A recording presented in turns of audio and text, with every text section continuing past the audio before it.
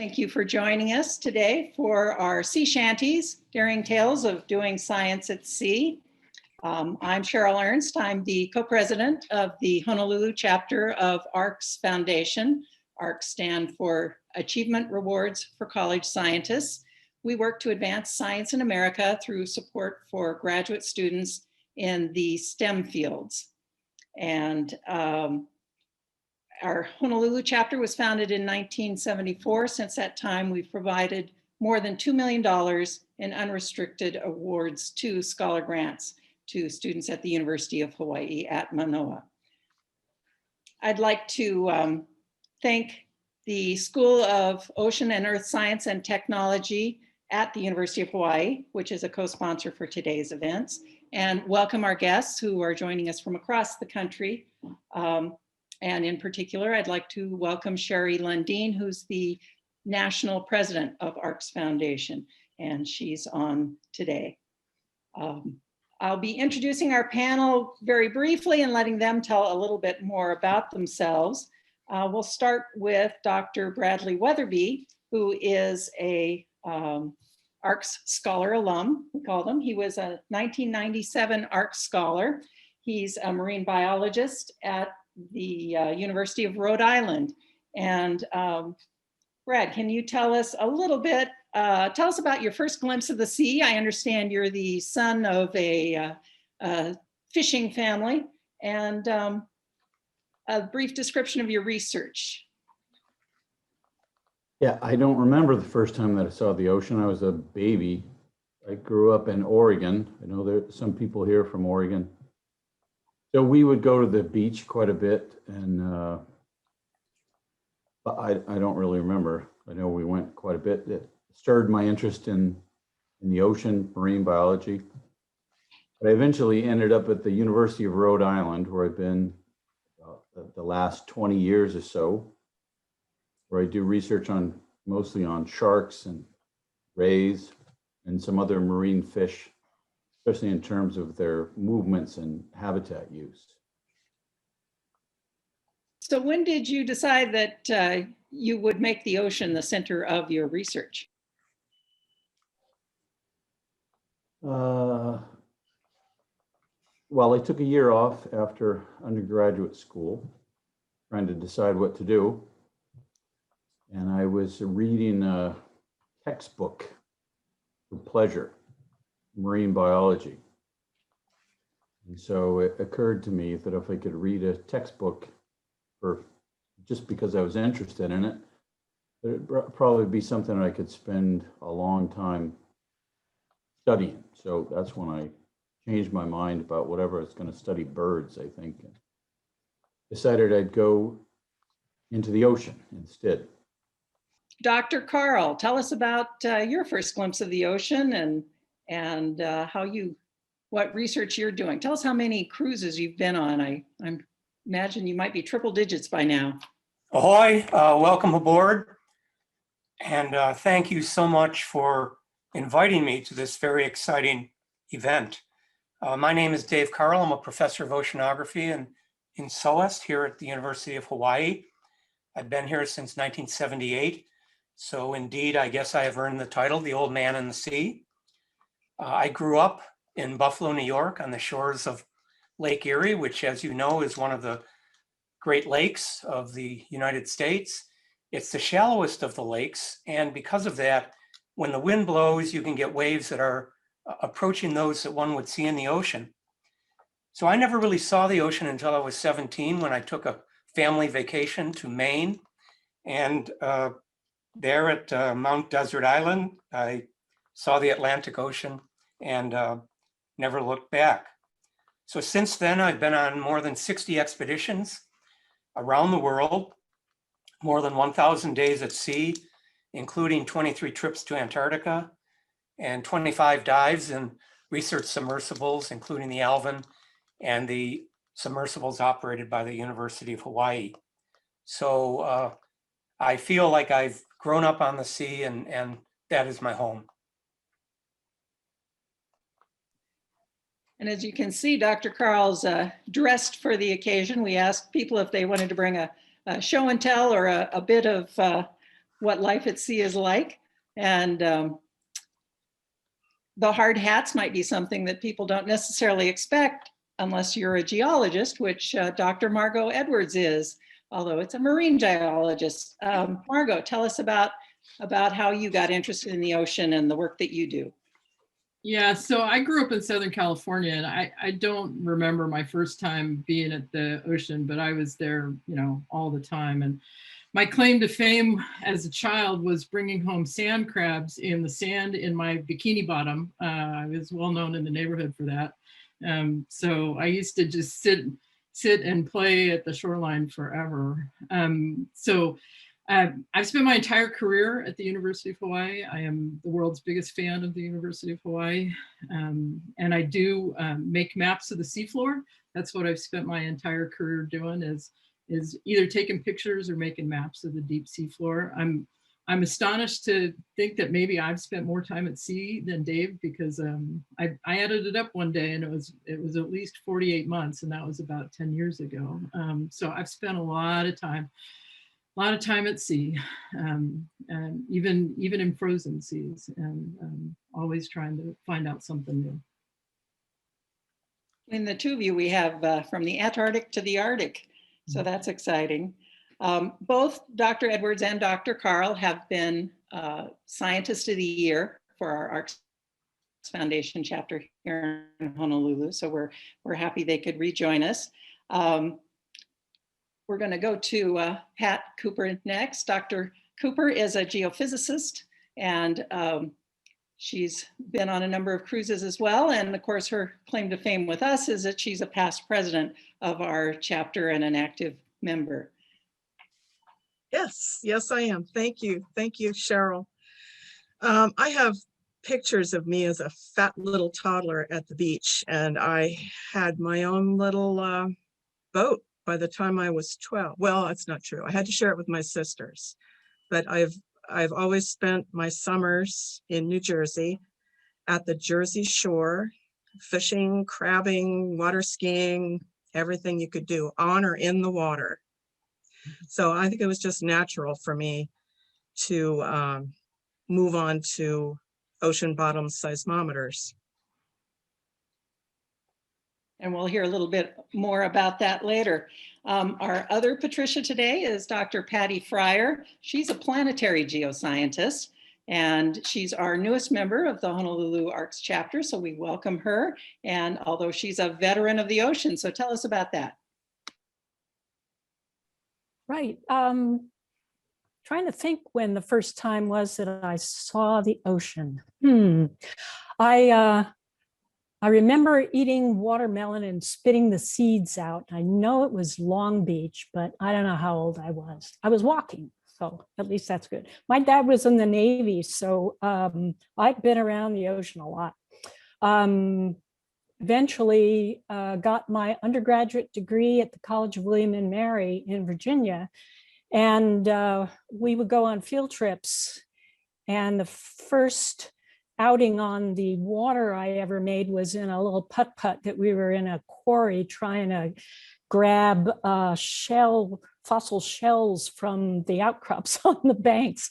But I've been in at least 57, I haven't counted them up lately, oceanographic research cruises, including deep sea drilling. Did a lot of dredging in the early days. I started at the University of Hawaii for my master's and PhD eventually, started in 1970. So I don't know if Dave is the oldest man of the sea here, but getting on there. Anyway, I have enjoyed every single cruise. It is so exciting, especially diving in submersibles when you find yourself going through a water column with fireworks from the gelatinous creatures and landing on the seafloor, someplace where no human being has opened its eyes upon. So for me, the discovery is just like chocolate. That's great. Tell us a little bit more about what it's like being on a submersible and being on a research ship. Okay, well, on a research ship, you have a whole lot more room, right? In the Alvin, you are in fetal position, looking out very low windows. The opening for the window is about this big, and you have to scrunch way down, so kind of on your knees and hunch right over, and do that for about 8 hours. In the Japanese submersibles, Shinkai 6500, which I've been to 64,099 meters. That one is much more comfortable than Alvin because they've got these wonderful pads, and they give you a ski suit to wear to keep warm. But again, you're looking out at unbelievable terrain. Everything, of course, from flat sedimented seafloor, but with worms crawling around on the surface of it, to black smokers, and getting extremely close to them is super exciting. And then when you get back up on the ship, you're working with the samples. Most often you can take a microscope out there. We had saws for cutting rocks and making very thin sections of rock to look through the microscope at, and determine, right while you're out there at sea, what the nature of the rocks were that you're looking at. And we've used remotely operated vehicles to go down as deep as the Challenger Deep in the Mariana Trench. And with that, we brought back this deepest rock ever collected from the sea floor by, a mechanical arm. So it's incredibly exciting. And on the ship itself, the people that you go to sea with become like your family. I mean, a whole bunch of brothers, and sisters. Dave, can you add to that? You've also worked in a laboratory aboard ship, and you've also been in submersibles. So what can you add to describing what life is like? Well, Patty is one of the leading authorities. I agree with everything she said. It's not something you want to do day in and day out, but it's something that everybody should do once in their life, because it's a unique experience. I did my first submersible dive when I was in my first year here at UH in 1979. And we went to the Galapagos hydrothermal vents, which had just been discovered the year before by Bob Ballard and other geologists. And in fact, Ballard was on our expedition because back then you had no differential GPS to bring you directly back to the site. You had to set up a transponder network on the seabed and operate the submarine within this three-dimensional field with the hopes that you can find or relocate the vents that you left the year before. And Ballard was, of course, the master at this. And on the first dive, Ballard and Fred Grassley, the two chief scientists, were unable to locate the vents.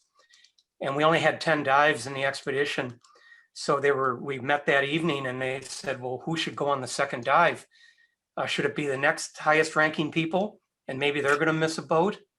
Or should it be the lowly assistant professors, myself and Jim Childress from Santa Barbara? So they decided to send the junior people down there to quote unquote waste a dive looking around for the vents. And the submarine, the submersible landed exactly on the hydrothermal vents. So we were literally the first biologists to see the deep sea hydrothermal vents and bring back biological samples therefrom, which opened up a whole generation of research on the seafloor. We have a question about claustrophobia when you're in one of those submersibles. Is that a problem? I'm a microbiologist, which by definition means I'm a small person. So I'm fit for the submarines. I would not want to be a very tall person and have to stay in there for a long time. Patty, what do you think about claustrophobia? Well, you know what they do? Before you dive, they take you into the submersible and they have you sit down there and they tell you, how everything works, and they tell you all about, what you should do if the pilot, faints or something, and the sub's in trouble, and how to, deal with a fire.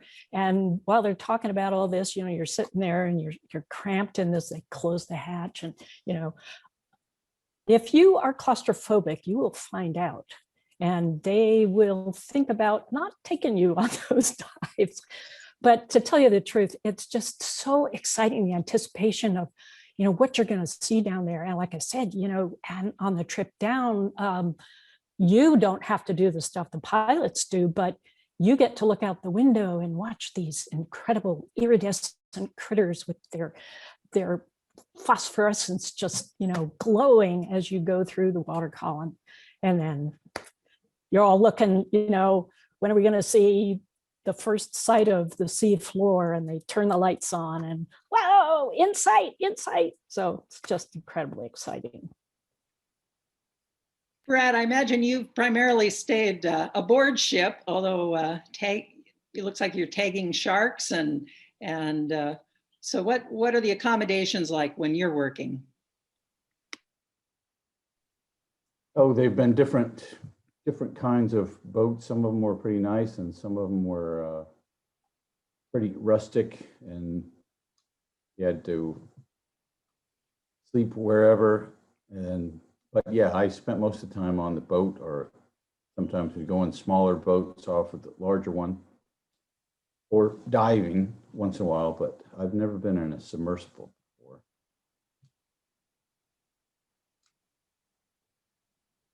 Pat Cooper, can you tell us about the accommodations on a ship? How's the food? Oh, well, the food's not so hot. And even when it is, you get tired of it very quickly. But the upside of that is you don't eat quite so much. And well, I lose weight, so it's not bad. But I love being on a research vessel. I really enjoyed working on them. Those of us here who are mothers can understand. Somebody does your cooking for you, your shopping, your cleaning, your laundry. All you have to do is get up, get out of your bunk, and go to work. And it's like dying and going to heaven. You don't even have the commute. No commute. Well, short commute. You have to schlep onto the lab. Now, Margo, you've had some interesting accommodations. You've been on a Navy submarine. I don't know how much you can tell us about that. And also, I remember your description of an icebreaker, what it's like being on an icebreaker. Can you tell us a little more? Yeah, I actually, for my share and tell, I brought my Arctic coat, so hang on. Margo was the first woman aboard a US Navy sub, towing mapping equipment under the ice. Hopefully you can see this. My friends love this one. In the picture, I'm in the blue one, but I finally bought one, and my friends call this polar bear attracting red. It probably weighs about 7 or 10 pounds. It's a pretty heavy coat. But the thing about working in the Arctic, unlike poor Dave probably working in the Antarctic, is inside the submarine, it was 72 degrees and 72% humidity. It was wonderful. The temperature was perfect. The air smells bad. The air smells like ozone because of the fact that they're, generating their own air through their processors. But the conditions were actually really comfortable. It was minus 34 degrees at the surface. That was really the hard thing to deal with. And so, in the sub, it was, I call it the inverse of an airplane, because in an airplane, you have 5 crew and you have 130 passengers, right? On a sub, you have 130 crew and 5 passengers, 5 scientists. It's a pretty complex piece of equipment to operate, but it's quiet, it's peaceful. Most of the time, I didn't even know that we were moving. In the Navy sub, you don't get to see out the window. There's no windows for you to look out, right? And if you're a tall person, you're gonna bang your head, because at least the submarine that I was on, they have pretty low passageways. So lots of people bang their head. The funniest thing for me, especially one day, 5 days, I was the only woman, and there were 130 men. And so whenever I had to go to the bathroom, I had to hang a sign on the door that said, not quite, Margo's going to the bathroom, but that's essentially what it said, is Margo's going to the bathroom and don't anybody come in here. That was pretty annoying. But the icebreakers are almost the opposite of that, right? So when the icebreakers are outside, it is cold, right? And when you actually get into ice, you have to break the ice, which involves what they call ramming and backing. And so when you ram, it's just this incredible shudder, you know, of the ship moving forward over the ice. And then if you're lucky, you break through the ice, and then you back up and you push yourself up onto the ice again, ram up onto the ice and break through, and then back up, right? So when you're on the icebreaker in ice, sleeping is virtually impossible because you're being shook all the time like that. And so, you know, by the third day of that, everybody's pretty cranky, and the science is maybe dropping down a notch or two because we just haven't had any sleep. And then in my case, the one time we actually got frozen in ice, which was peaceful and it was quiet because we couldn't move, right? But the ship was at about a 5-degree list, and that started to affect the heads, to affect the bathrooms. And so there were only a few toilets that we could actually use because the plumbing system wasn't flushing very well. And again, this was the Healy, the Coast Guard icebreaker is massive. There were 100 people on it, you know, and so trying to figure out what bathroom you were going to use was a little bit challenging. So my life at sea is all about the bathrooms. We had a question about how long you were on the sub. I was on the sub for 13 days. I think the other story I remember you talking about is when you're mapping, obviously you want your position to be accurate, and with the GPS, you're on a ship that would suddenly sort of lurch you sideways to get in position. Does that sound familiar? Yeah, well, I think my middle name probably should be changed to navigation, because that's what I spent most of my life trying to do, is actually figure out where we were. And especially with Alvin, you know, in the submersibles, when you're underwater and not communicating to the surface, it can be very hard to know exactly where you were. So yeah, knowing where you are, and you lose communications, especially during a storm. You lose communications, you lose your antenna. So it just becomes a real challenge trying to, it's not like we think about driving around with our GPS and our cars telling us turn right in 200 feet. It's never like that. So tell us about one of your scariest moments at sea. So my scary story is actually kind of long and kind of sad. So I'm not sure that you really want me to tell this. I was going to ask you before we came, but why don't you ask somebody else? And if their scary story is less scary and sad, maybe that's better. Okay, Carl, how about Dave? How about you? Okay, Following up on Margo's description of the icebreaker, this happens to be the Nathaniel B. Palmer, a U.S. owned ice strengthened ship that's used for Antarctic work, and it's fast in the ice, as Margo said. So this is all sea ice around it. So we were able to get off the boat and take this group shot in front of the bow. It was beautiful. The scariest moment that I had, I think, on all of my expeditions was a trip to Belém, Brazil. We were meeting the Alpha Helix, which was a US based research vessel that had just spent 3 years up the Amazon River to its up the tributaries, the Rio Negro, and up to the source of the Amazon, and doing a lot of work in the jungle, actually picking up vegetation, looking for drug discovery and all of this. So during the 3-year period in the Amazon, which of course is very calm, everything on the ship got untied. One thing about going on a research vessel, you have to tie everything down because of the motion at sea. So this ship had been 3 years from having been in rough water, and we got on it in the port of Belém, Brazil, which is the mouth of the Amazon going into the Atlantic Ocean. And we were going to take a trip out into the first trip in 3 years out into the ocean. And the mouth of the Amazon at high flow water, which we were at in early June, is extremely rough. It's one of the roughest places because there's all this turbulence from the density differential and the winds, and it's right on the equator. So we left port late in the evening, late in the afternoon, and that evening we hit the rough waters, and suddenly everything on the ship started moving.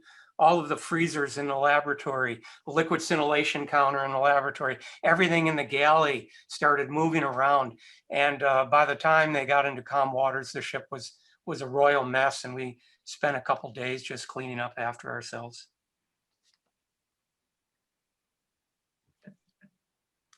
Brad, do you have a scary moment? Yeah, I think so. I went down to New Zealand for a couple of cruises that were each about a month long. And in between the two, the North and the South Island, where it was pretty rough in the winter with this orange roughy fishery is what we were working on. So I would help with the fish. And then when in between the trawls, when the net was being lowered down or brought up, I had a couple of hours where I could go into the lab by myself or the factory and work on the sharks that I was collecting, which is why I was on the cruise in the first place. So I was in there by myself.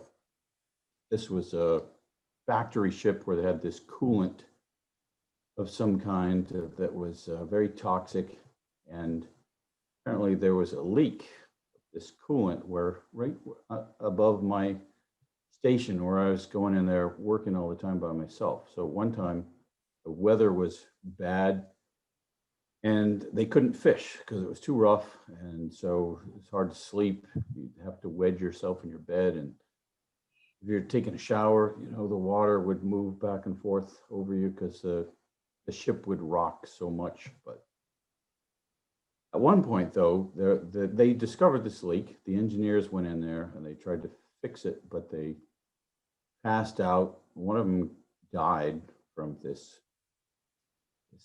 coolant. The other one got all burned. It was laying there and it was sloshing around on him. And so we went back to the port and the cruise was over. But it wasn't that scary, but it was right exactly above where I was working. So it could have been a lot worse. It's not all fun and games. Patty Fryer or Pat Cooper, do you have a story you'd like to share?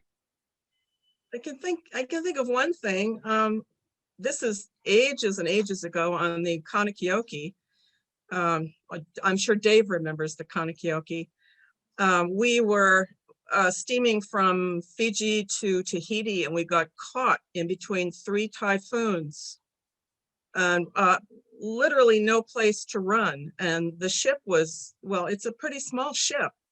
And it's got kind of a flat bottom, so it doesn't do well in storms.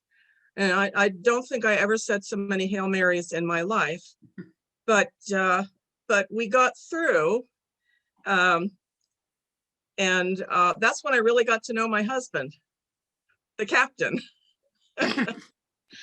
We'll be coming back to that. Oh, Lord. Yeah. Patty, any scary moments? Yeah, it was a similar story, and it was on the Fiji Plateau in 1971. And it was a time when I got to appreciate the guy I was going to marry too. We used to call the Kanakioke the love boat. It's my husband's sister married one of the crew from the Kanakioke too.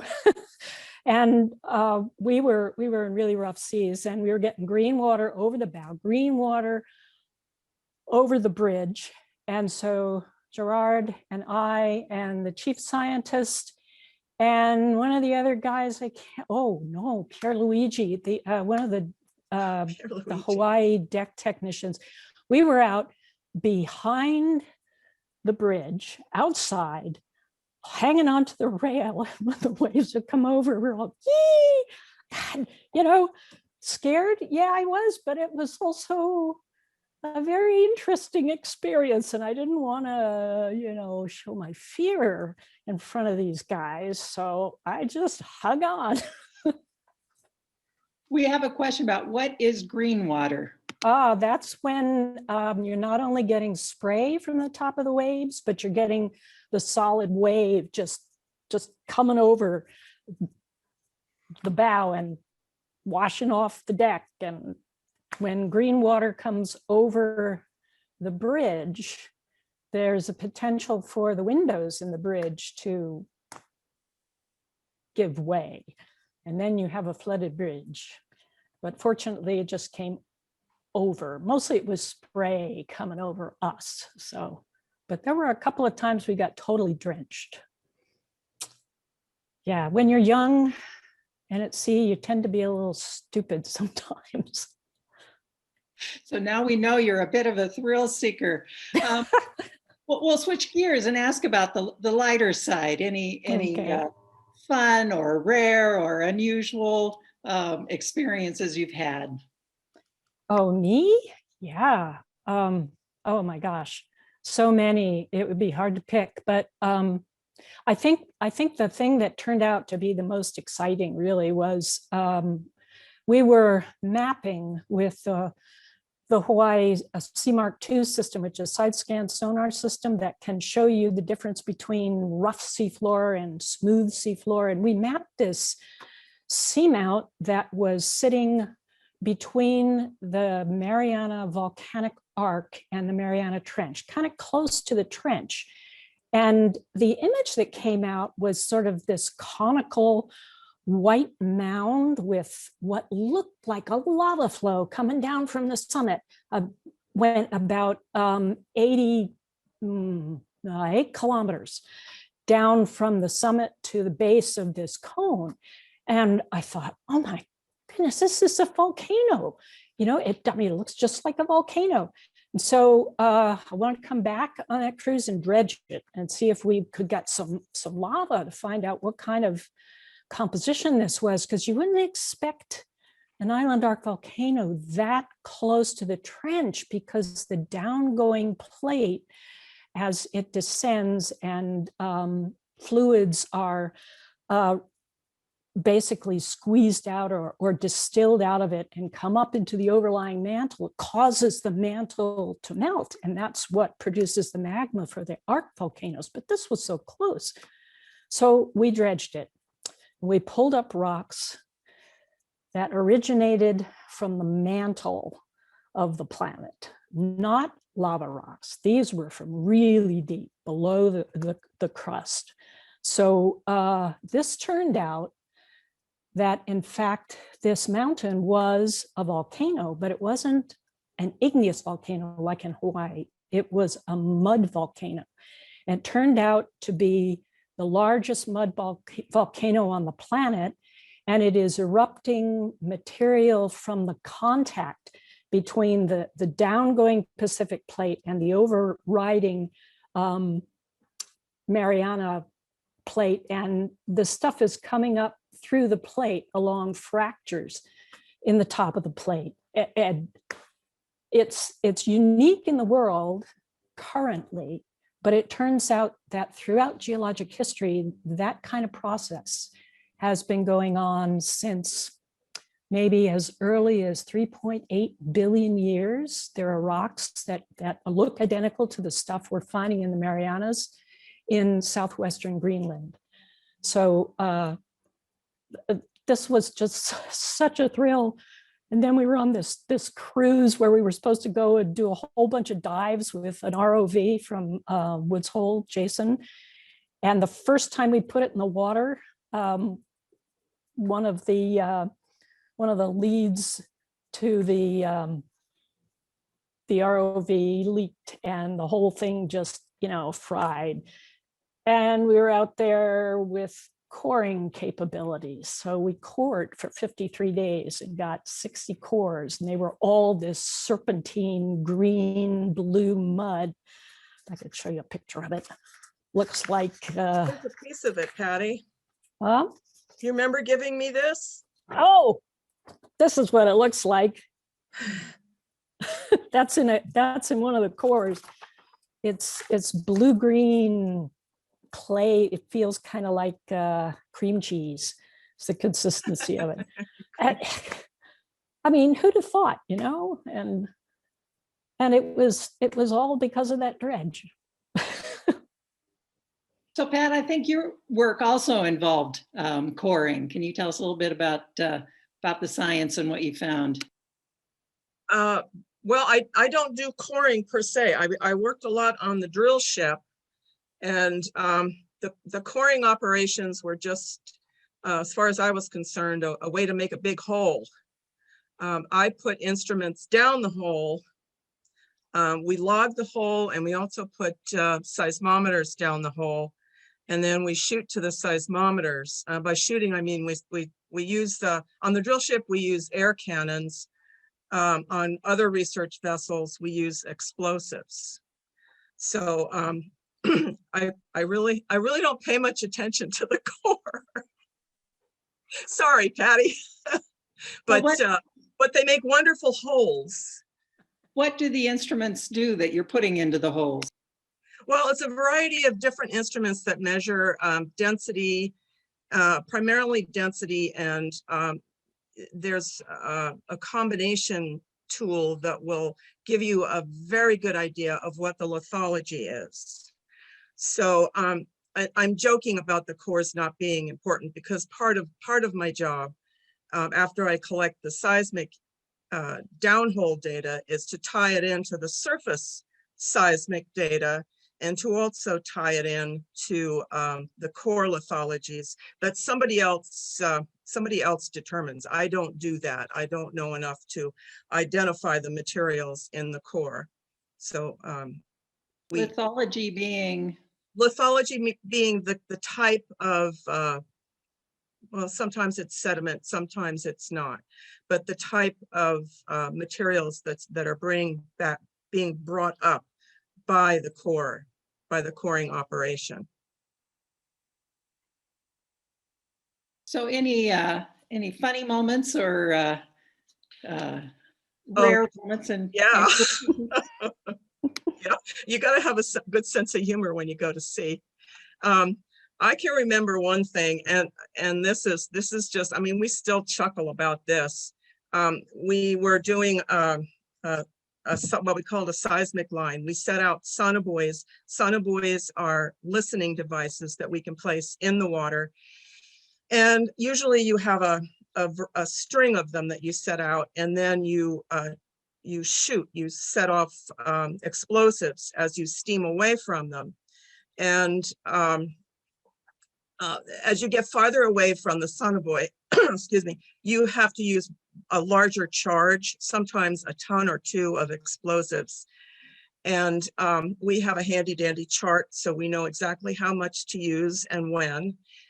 It just so happened that the size of the charge was exactly what was in a case of nitramon boosters. And so one of the crew decided that rather than unpack all these nitramon boosters, tape them together, put fuses in all of them, and waste a whole lot of time. No, he was gonna leave them in their box and insert a fuse and set them off that way. So we lit the fuse, threw the box of boosters over the fantail, over the side. And of course, all that packing material didn't sink. So it got caught in the wake. And there's this frantic call to the bridge that there's this box of explosives following the ship, being sucked underneath it. And so there's just not much you can do except dump the throttle and, you know, hard to port. And obviously it didn't blow us out of the water. But I mean, we were kidding that guy for the rest of the cruise. I imagine, you know, there's no hardware store around the corner. So I'm thinking there's times where you have to come up with some sort of solution to a problem you didn't anticipate. Brad, is there any story along those lines you can share with us?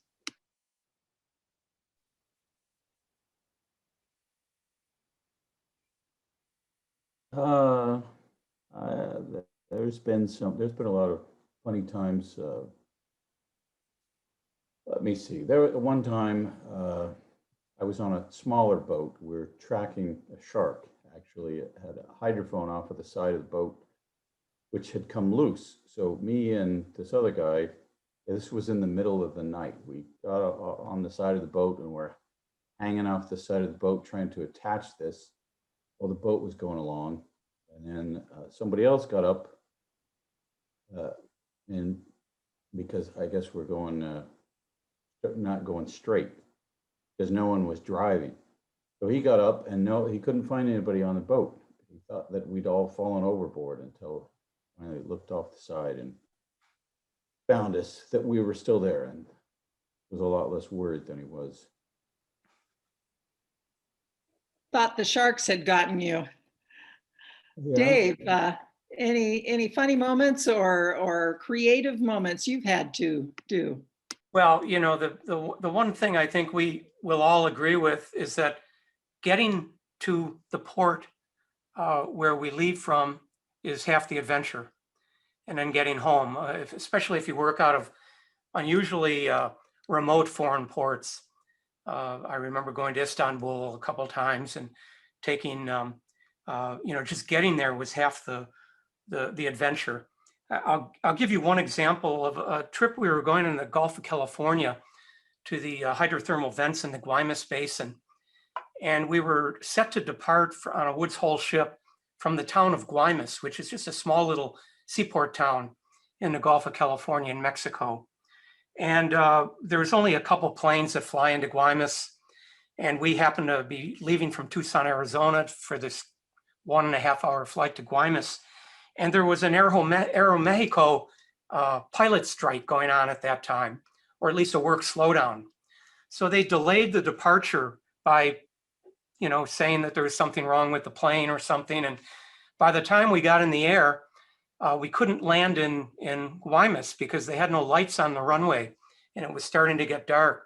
So they had to divert the plane to Hermosillo, which is a much larger city, the capital of the state of Sonora in Mexico. But the trouble is our ship's agent, the person who gets you through customs with all of your gear safely and gets you into your hotel room, was in Guaymas, and we were landing in Hermosillo. And there was no international arrivals expected, so there was no federales, there were no customs people. So the entire plane had to hang around there and hem and haw. And finally, we got through customs. They brought a customs agent. They woke him up and brought him into work.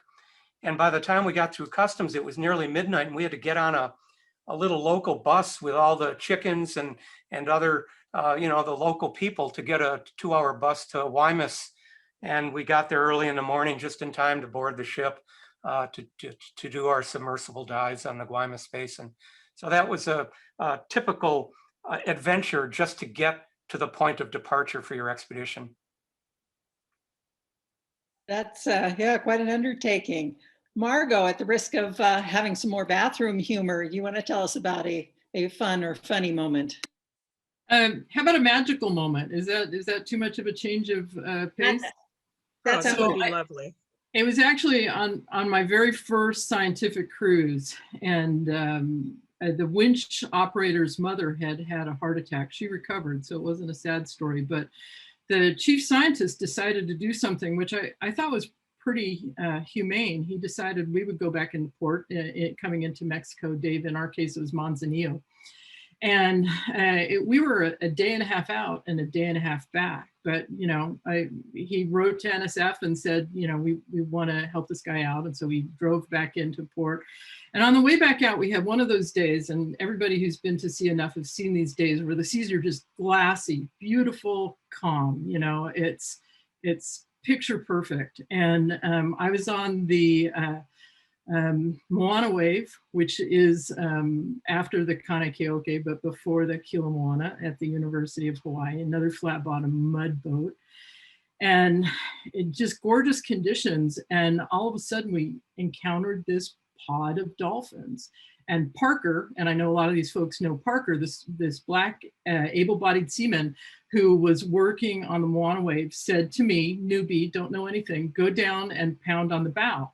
And I said, you're pulling my leg. And he said, no, go down and pound on the bow. So I went down and I pounded on the bow, and he came over and he started whistling, and a whole bunch of the scientists came out and started making noise. And the dolphins came over and we had like this party with them in the water, jumping and dancing and all the tricks that you'll see at Sea Life Park or SeaWorld. And there were moms and babies. There were hundreds of them. I've never seen anything like this before or since.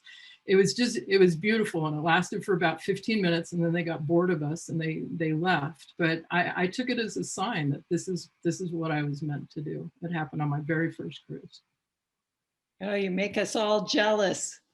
I want to go back to Brad as long as we're talking about sea life. I want to move into now talking a little bit more about what you found. The reason you do these cruises, of course, is to advance our knowledge of science. So Brad, tell us about your work, what you found, particularly with sharks, but other sea life, I believe, as well.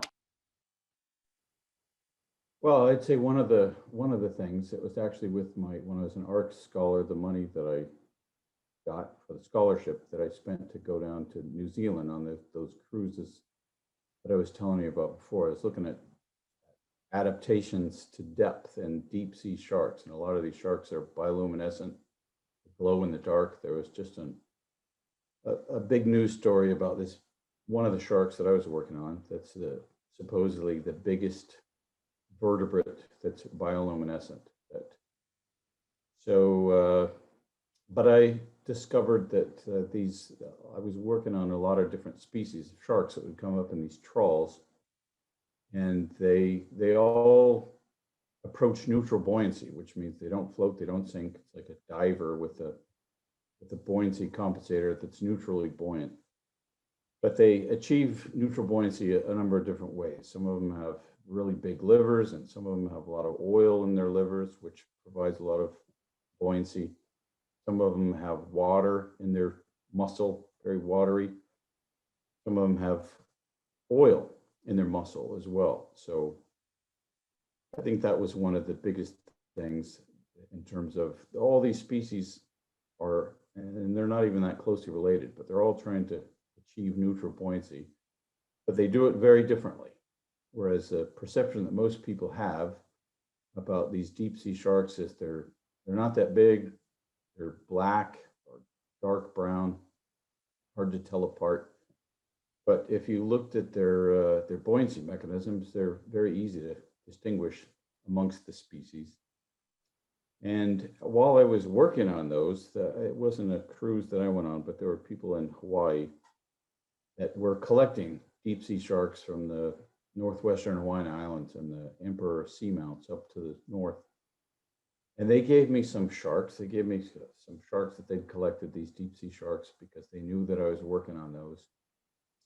And so years later, we finally went through all these different sharks and determined that a couple of them were new species that hadn't been described before.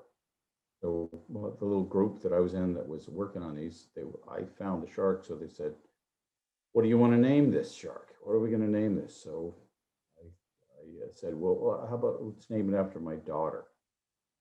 So she's got a shark named after her, Lila's lantern shark. And I told her I was going to name her the shark after her. She said, "Oh yeah, okay, well." She didn't think it was that big of a deal. I said, "There's only 500 species of sharks. You got one named after you." When her friends started seeing her on Googling her and say, "Hey, you have a shark named after," then she thought it was a big deal, but she wasn't very impressed when I first told her.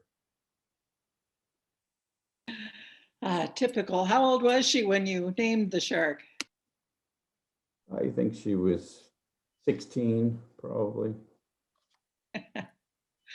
That's great. So you talked about one of the perks of the work. We also have two people, as they mentioned, found their husbands aboard ship. Pat Cooper, tell us that story.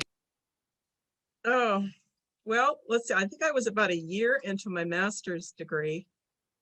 And I really wasn't interested in any kind of relationship, but there was this cute blonde guy on the ship. And but he was blonde, so I figured, oh God, he's blonde, he's a ditz.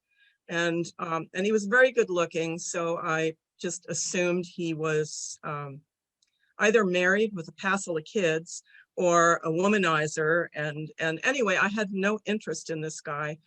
And he turned out to be the captain. So A, he wasn't stupid. And B, he wasn't married, wasn't attached in any way. And he used to, Patty, I don't think I was ever I don't think I ever sailed with Patty, but we had a cabin full of women, and he would bring us all crackers and 7-Up because we were all seasick. Anyway, I got off the ship in Midway, and he told me he'd called me when he got to Honolulu, and by golly, he did. And the rest is history. So yeah, 2 kids and 50 years later, yeah. Does anyone want to share your secret remedy or prevention for seasickness? I've used those little bracelets, with the pressure points at your wrist. Those work pretty okay. Anyone else, or maybe you don't suffer? My husband does, though. So I think his remedy is just let it all out.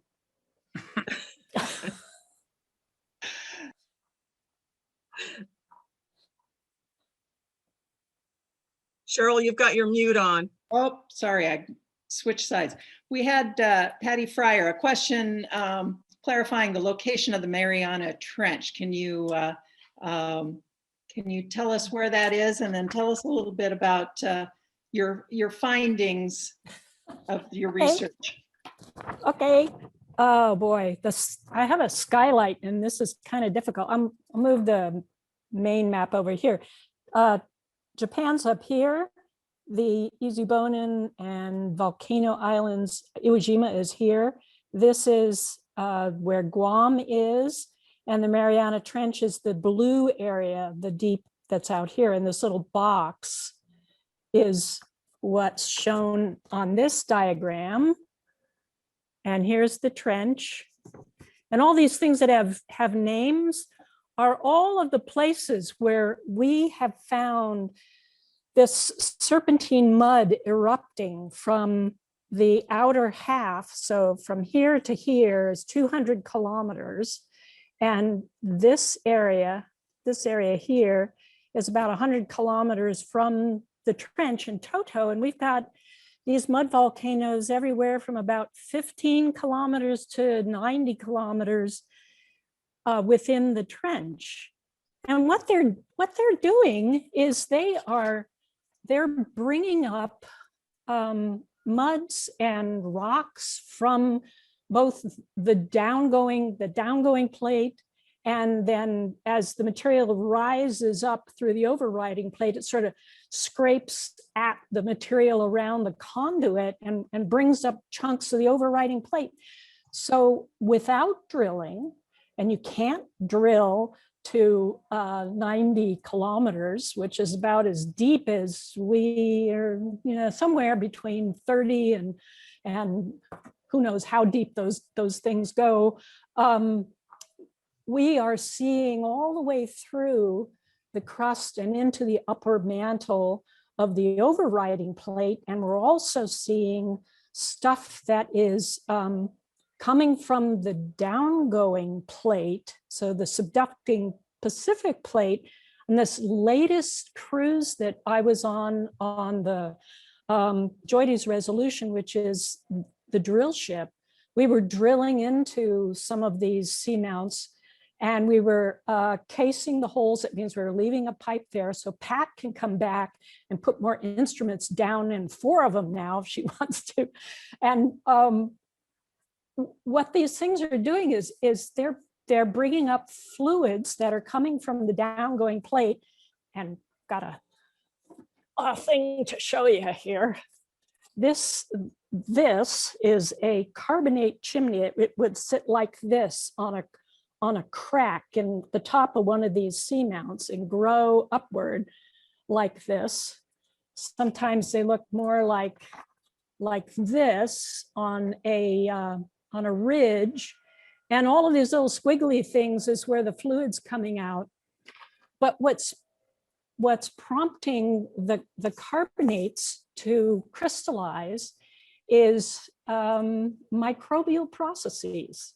So Dave, if you're interested, we need to get together one of these days and talk about it, because these things are microbially mediated. And some of the microbiologists on this recent drill cruise are convinced that, based on what we've discovered most recently, that it may be possible that microbes can travel down at the sides of subducting seamounts or on the summits of them and survive to the depths from which these fluids are rising. So what we're finding are archaea, which are prokaryotes, the earlier form of microbial critters on the earth. And like I said, some of these environments occur in 3.8 billion year old exposures on our planet. So people are real interested in the potential for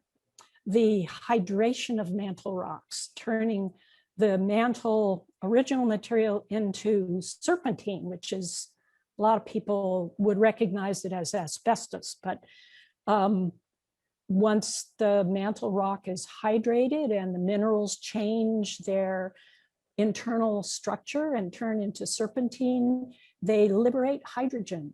And if there's carbonate around, they produce carbon dioxide, and this produces an environment that is chemically conducive to the origin of life. In fact, this guy at JPL got $10 million for 8 years of study on the linkage between serpentinization, that process of turning mantle rock into serpentine, and the origin of life. So I'm really excited about where this may go in the future.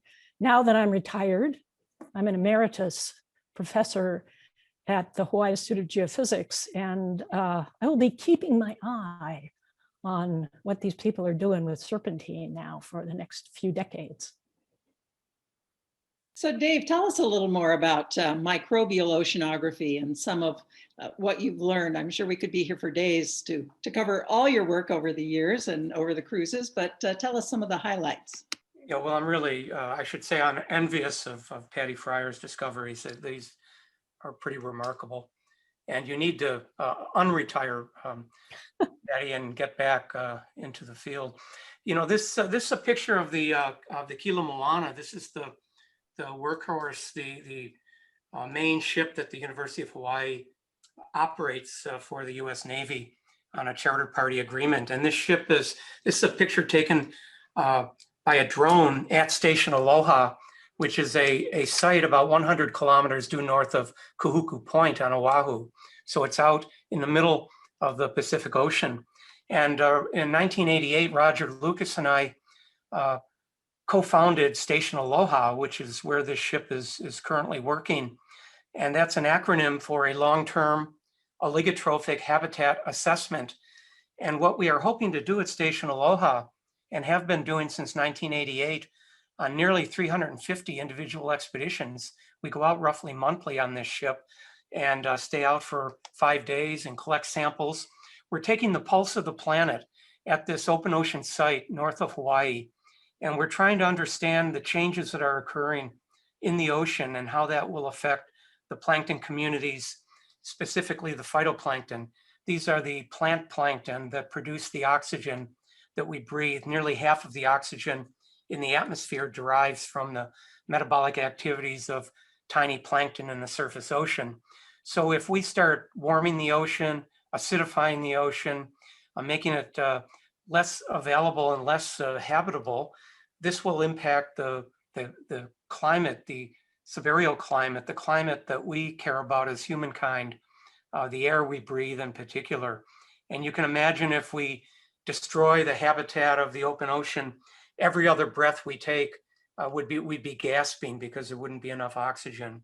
So we owe our existence to these organisms, these tiniest of life forms, bacteria that Patty mentioned, archaea, and phytoplankton. And we are doing everything from studying their basic genetics, the blueprints of life, all the way up to how they interact with each other, form robust communities and assemblages, and eventually ecosystems that produce the fish and the sharks that Brad studies. So, we are studying the entire food web from the surface of the ocean to 5,000 meters deep at a station north of Oahu. And we have been doing that monthly since 1988. So this is an ongoing effort, but it's what I've basically, spent most of my adult life and scientific career doing. So thank you for your interest. And Margo, I remember asking you once about climate change, and you said you had seen firsthand the polar bears getting skinnier. So wondered if you wanted to add to that, and also just tell us about your body of research and what some of the interesting findings are that you've made. Yeah, I guess I'd highlight two things, Cheryl. The first one is local, and that is, I've spent the last decade sort of looking at the munitions that were disposed at sea off of Oahu during World War II. And in my field area is the Ward's Midget, the Japanese mini submarine that came into Pearl Harbor and actually fired the first shot of World War II. And we forget these days, and it kind of bugs me that, everybody talks about the Ward's Midget like, oh yeah, it's a done thing because the people at the Hawaii Undersea Research Lab went out and found it. But those folks that actually were on the Ward that claim that they shot they saw a sub and they shot a hole in the conning tower of the sub for decades, they were not believed. They were made fun of, right? And, when we finally went and Pearl found the Ward's Midget, it really sort of proved that the veracity of these people and the capability of these people and what they had done. But it's also, it's this monument to the beginning of the war in Hawaii. And so actually being there in the submersible at the Ward's Midget, where the two Japanese sailors are to this day entombed, is a really powerful moment. And it sort of underscores for me the archaeology that remains waiting to be discovered on the ocean floor, all the stories of all the ships. And of course the wood ones will, a lot of them will be deteriorated so that you can't do anything about it. But the metal ships that are still down there and the stories that they have to tell us about the things that have happened, I think that's one of the things that I find really fascinating about continuing to do what I do. And then the work in the Arctic, the thing that most surprised me, and again, I've spent most of my career looking at volcanoes, not Patty's kind of volcanoes, but the lava erupting volcanoes. What really struck us up there was the discovery that there had been thick ice coming through the Arctic Ocean. And that's not what people had really expected to see up in the Arctic. So when we looked at the Alaska margin, we saw evidence that, basically, sort of that snow plow that a glacier does when it pushes its way across an area, it creates these tongue and groove kind of features. And we found that on the Alaska margin. And then we went out to what's called the Chukchi Plateau, which is kind of between Alaska and Russia, and a little bit deeper down, and there are those same features. And then we got way out into the middle of the Arctic Ocean, very close to the North Pole, a ridge called the Lomonosov Ridge, which is 750 meters deep. And we found those same structures, right? Which meant that really thick ice had come across the Arctic. And so then people started asking the questions, when did it come and how did it come? And so, that was 1999 when we made that discovery. And every once in a while, glaciology is not my field, but every once in a while I go back to those papers and I check on them, and the debate is still ongoing. And it feels so really rewarding to have, through this odd partnership of the Navy and science, to have made this very amazing discovery about something that happened on the planet that we couldn't have made any other way, and that people are still trying to figure it out. It's really fun.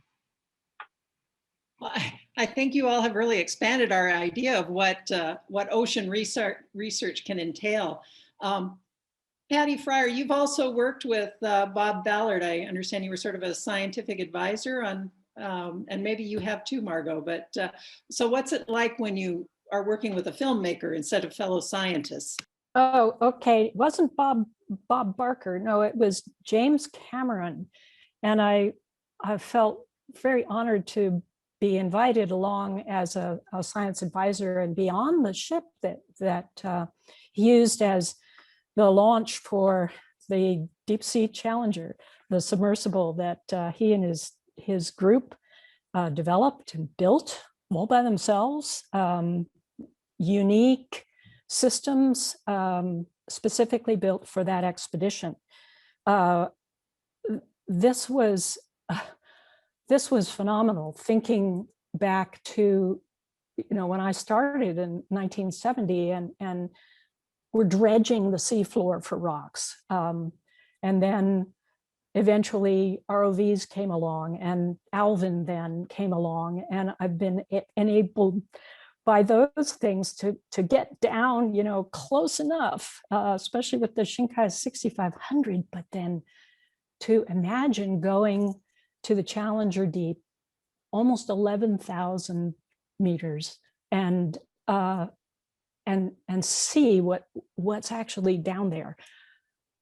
And then I was invited by Victor Vescovo on his, where in it? Oh, what's it called? Here we go.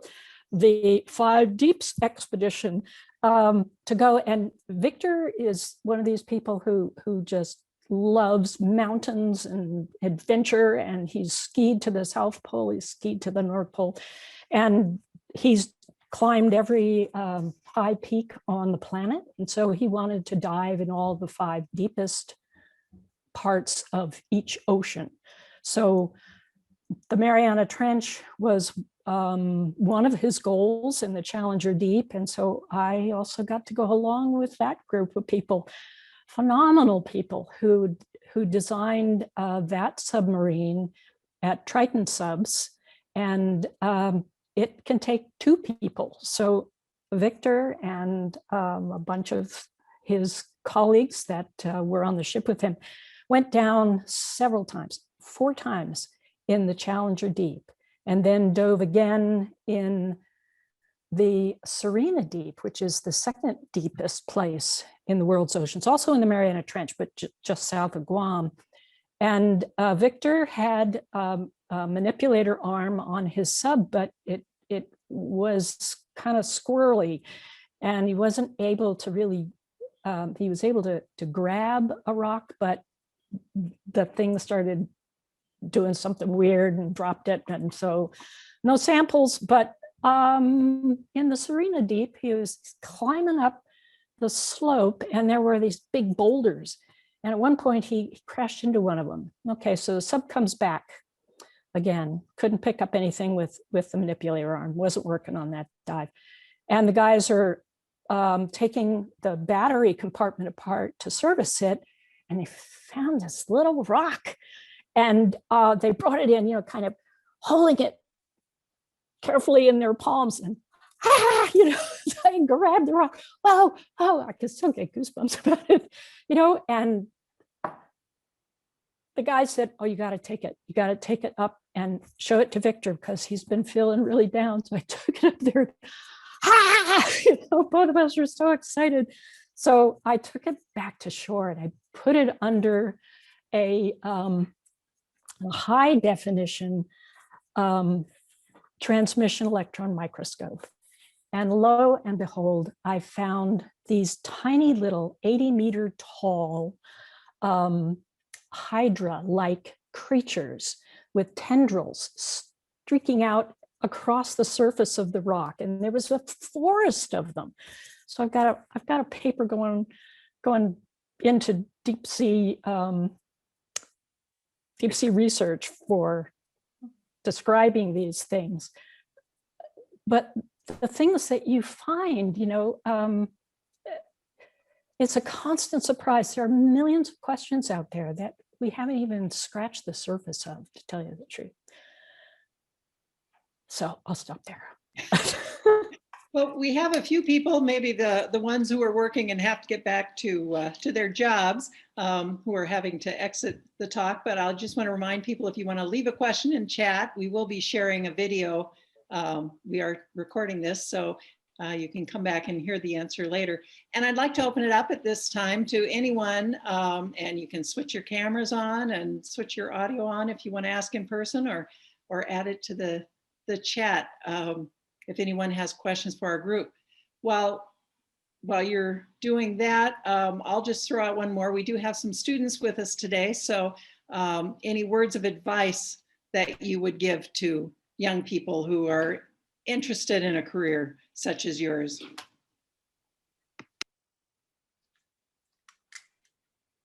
Well, just this is Dave Karl, my general career advice to anyone, especially to people interested in science, is to make sure you pick a field that you enjoy, some profession that you enjoy doing, because you're going to be doing it for the rest of your life, and you're going to be spending a lot of time and effort. So most people on this planet hate going to work. They don't like their job. I'm not talking about scientists, I'm talking about the general population. So scientists are very special because they can pick and choose on what they want to do. And so you should seriously look around, get as many experiences as possible before you specialize. And the other piece of advice is that you should work hard and play hard, but make sure you work harder than you play.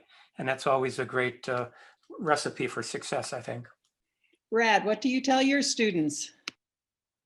I tell my students that there's 1,000 of them just like them, so that they should do something besides what everybody else is doing. They should have some experience, they should volunteer, they should get involved with research in different capacities, do something besides just go to class like everybody else is doing, so that somebody will pay attention to you and you have some experience to call upon and to offer when people are trying to decide on who they want for this or that or the other thing.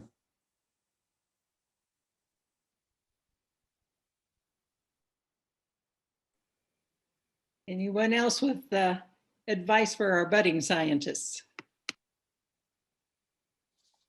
Well, I suppose I should pipe up as retired Dean of Graduate Education. The students need to know that what works for one student is not going to work. There's no such thing as one size fits all education. And the best thing a student can do is to speak to faculty and other more senior students and get advice from them. If they're having problems, those are the people to ask.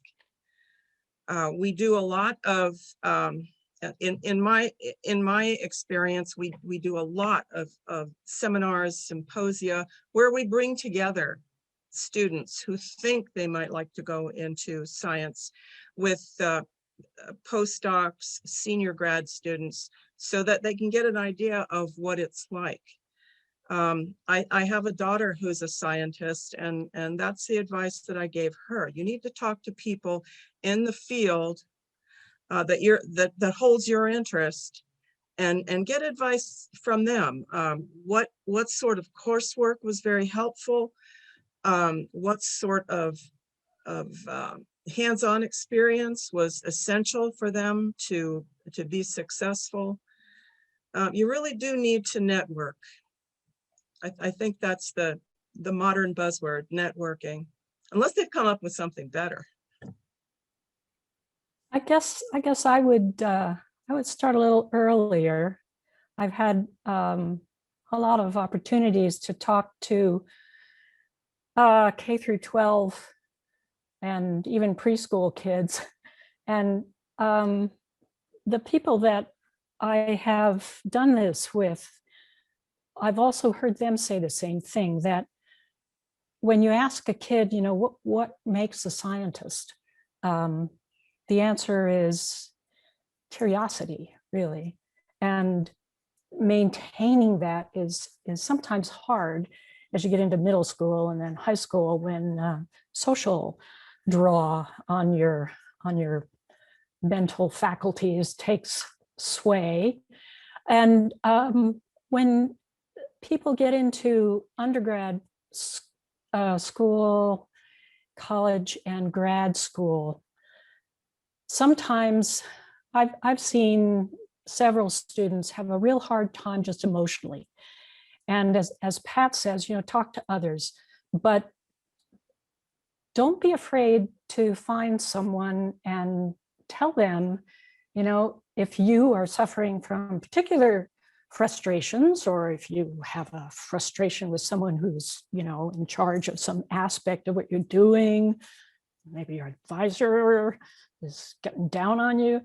Sometimes it really helps just to go find somebody, maybe on faculty, maybe another student, as Pat suggests, you know, and, you know, get them to cheer you up a bit.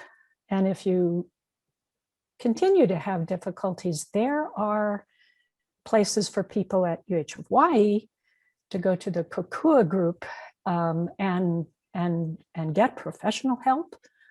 And they will be there for you and help you along in any way that you may need it. I don't know about other colleges, whether they have a similar sort of thing, but perseverance sometimes can be difficult. But in any field that you're interested in, perseverance is going to pay off. I mean, you're going to have hard times. We go to sea and something breaks every time we go to sea. And what you do then is, innovate. Okay, what else can we do? Well, that thing's being fixed, or if that thing's not going to be fixed, what else can we do? So as to learn something new. So stick to it, I guess, would be my favorite suggestion. Okay, can I round it out? Yes, go ahead. Well, I was just going to say, you know, flexibility and open-mindedness, I think, are really key too. So, you know, I'm a case in point. I wanted to be an astronaut, right? All my Star Trek friends, the Pats here know I'm a Star Trek girl, right? I was going to go into the space program, and somehow I ended up becoming an aquanaut instead. But, you know, there was a moment when I was on my first Alvin dive, and you know, Patty, I think, had mentioned, or maybe Dave, you know, when you're coming down close to the bottom, you've been sitting there for an hour and a half going down and down, and it's getting darker, it's getting colder, right? And then suddenly they turn the lights on, and, you know, you see the bottom and you see all these very weird creatures. You can't go outside and walk around. You're in a kind of a ship, right? And I thought, I did it. You know, I'm kind of an astronaut. You know, I have gone to another planet on my own planet. And so if you're willing to sort of think differently and allow yourself to have these opportunities, you know, there really is no one path. And you can take a lot of turns that you think are probably wrong and still end up in a really wonderful place. Just keep going.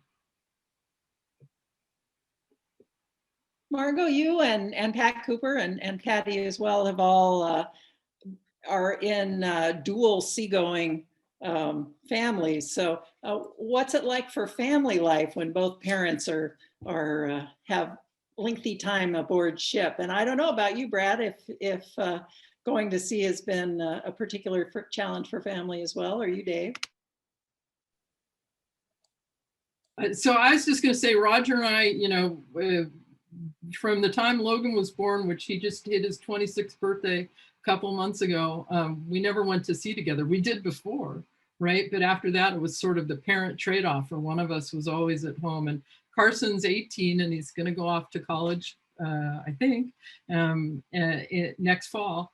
But, you know, we haven't ever been to sea together, and I would love to have that experience with my husband. But on the other hand, you know, I've had to learn to be the dad, and Roger's had to learn to be the mom. Don't tell him I said that because he'll get mad. But, you know, you get to have both sides of parenting, which I think has been really powerful for our family. I think we're really grateful that we had the life that we did. Yeah, I agree completely, Margo, and share the same wish, but, you know, there are cruise ships. Maybe not right now, but I remember being out at sea when my daughter was about 2.5, and she was watching the Muppets, and Gerard somehow or other took a video of her doing that, and this woman came on and was singing, and apparently Catherine turned around and said, "Mommy?" And I was, you know, so there are moments that are tough. But when Gerard was at sea, you know, we were and we are exceptionally close. So I agree with Margo that, you know, it does make for a close family. Okay, are there any other questions? Patty Lee, I know you never not have a question.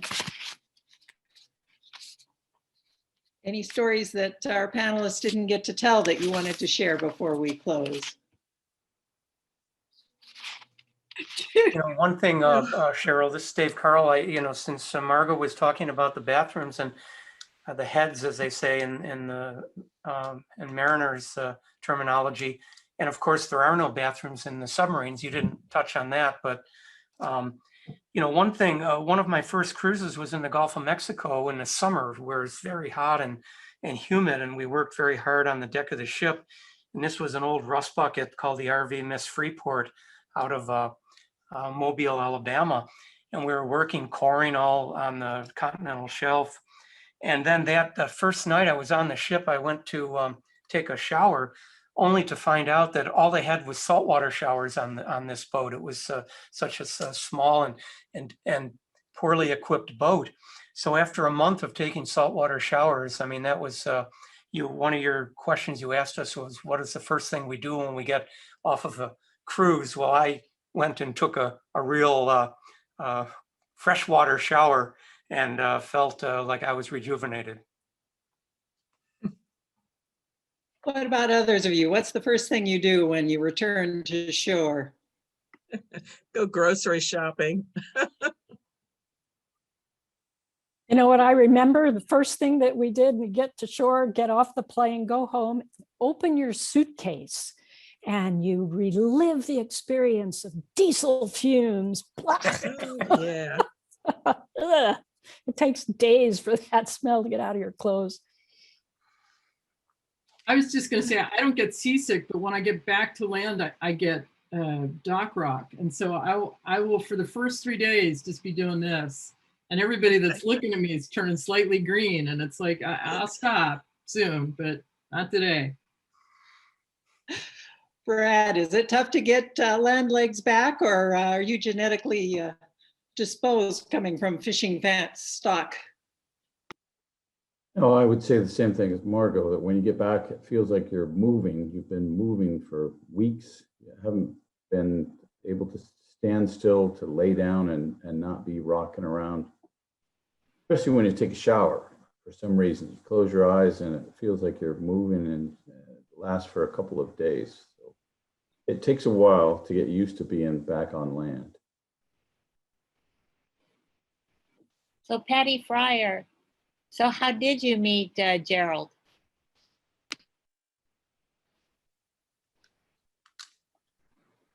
Patty, unmute yourself. Thank you. I said, this is an interesting story. I had seen him in the halls. You know, he was a master's candidate as I was. And he was very cute, very tan, very muscly, a surfer. But he was too young for me. I thought he was an undergrad. He's British, and he's got these, you know, these British poochy cheeks. And we were sitting on the airplane. They gave us all seats together, those of us who were going out on the Kanikioki out of Fiji. And so it was a long flight, and we were all tired and got off the plane, and we were sitting in the airport in Nandi and waiting for, we had to take a small plane from Nandi to Suva. And so we're sitting in this open air thing under this, basically it was a carport. And Gerard was talking about pigs on roller skates. And I'm going, what? And he said, well, there they go, you know. And this guy's strange. But it was fun. I said, yeah, there's another one, you know. And that's why I was playing along. So then we got to the ship, And we got saddled with the 4 to 8 watch, which you do 4 in the morning to 8 in the morning, and then 4 in the afternoon to 8 in the afternoon, which is really kind of a nice watch because you get a break for breakfast and you get a break for dinner. And we enjoyed one another's company. You know, he was a nice guy. I got to know him for 2.5 months. We were on the ship together. And I figured, you know, yeah, this is really easy. This is good. And one of the ET on the ship used to bring us escargot and bread on watch in the early morning. And I didn't actually ever notice Gerard getting seasick then, which was odd because he always does. But I think part of the experience of standing up behind the bridge there with Gerard and the chief scientist and Pierluigi and having all of the incredible experiences, which one of was getting shipwrecked basically on not a desert island, but a teeny little island in the northern Fiji plateau, because we went ashore to get rocks for my master's and the waves came up and the ship had to anchor outside the reef and we couldn't get across the reef because the waves were just too big. Captain Austin tried to take me back, told me to hang on to his shoulders, you know, and he'd swim out, but I was in a bikini and one of the waves started taking off my bottom. So I figured I'm gonna let go and swim back to shore. So we ended up spending the night in the second chief's hut, sleeping there with them. And then the next morning, the people on the island, I think there were 24 people on the island, very sparsely populated, and about 100 cats. And they gave us a feast. They had chickens as well. So we had chickens and taro and coconut. And I always tell people that Gerard and I met on, or shipwrecked on a desert island. So that's the story. 6 months later, when we got back, we were married. Wow, you work fast. Well, you know, had to make sure it wasn't just a shipboard romance. And Gerard is here with us. Anything you want to add?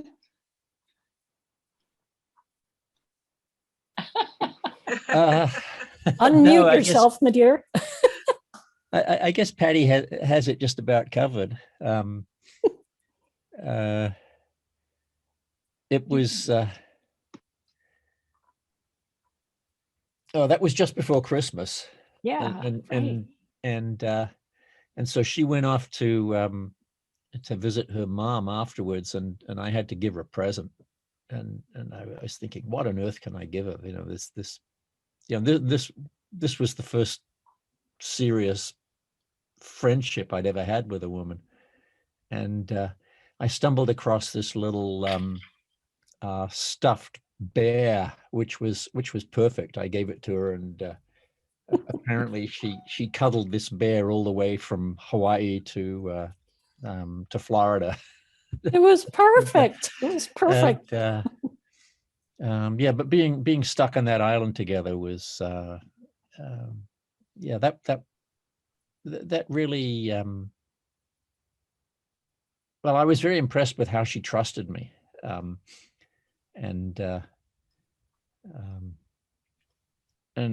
it was an experience that we just wouldn't have had if if we hadn't been in Hawaii, if we hadn't been grad students, if they didn't have an active marine program. It was just a really good time, and I remember it very fondly. Unfortunately, since then, I haven't been out to sea with Patty, so, for the reasons you've already been told. So. Well, so we all kinds of discoveries in a marine career. I want to thank our panelists. You've all shared some great stories. I want to thank you for taking the time. I want to thank the School of Ocean and Earth Science and Technology again, and our guests. And I just want to mention one additional thing. The purpose of ARCS, again, is to support students so that they can become scientists of the caliber we have here with us today. I'm going to share my screen with information about our silent auction, which opened today and will be up and running through for 1 week. So all kinds of items, fun and hopefully useful. So check it out and share the link with friends. We will, as I mentioned, we're recording this session, so we'll get it pulled together as a video. We'll get some of those visuals that were shared by our scientists and incorporate those, and we will send the link to all of you when we have it available. So thank you again. Are there any final questions?